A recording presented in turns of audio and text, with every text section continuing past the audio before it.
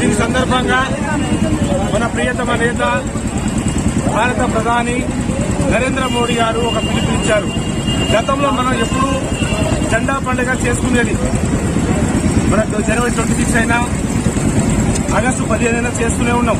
కానీ అది ఎక్కడ వరకు అంటే గవర్నమెంట్ ఆఫీసుల వరకు, కొన్ని స్వచ్ఛంద సంస్థలు కొన్ని చోట్ల అవుతుండేది గద్దెల మీద.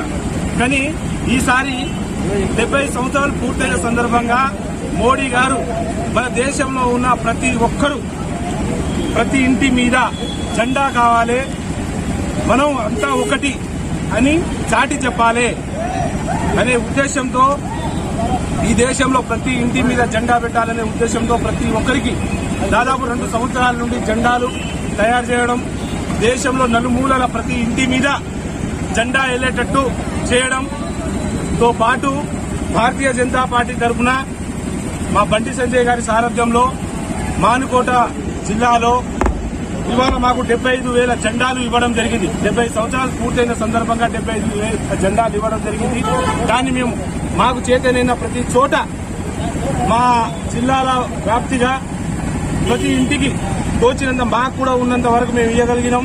మా భారతీయ జనతా పార్టీ కార్యకర్తలకు ఇవ్వడం జరిగింది. అలాగే ఇవాళ మా భారతీయ జనతా పార్టీ పిలుపు మేరకి ప్రతి 119 కాన్స్టిట్యున్సీలలో బైక్ ర్యాలీ తీయాలి. అది పార్టీ జెండాతో పాటు మన భారతీయ జాతీయతను కాపాడడానికి జాతీయ జెండాను వేసుకొని ఒక బైక్ ర్యాలీ తీయాలని పిలుపునియడం జరిగింది.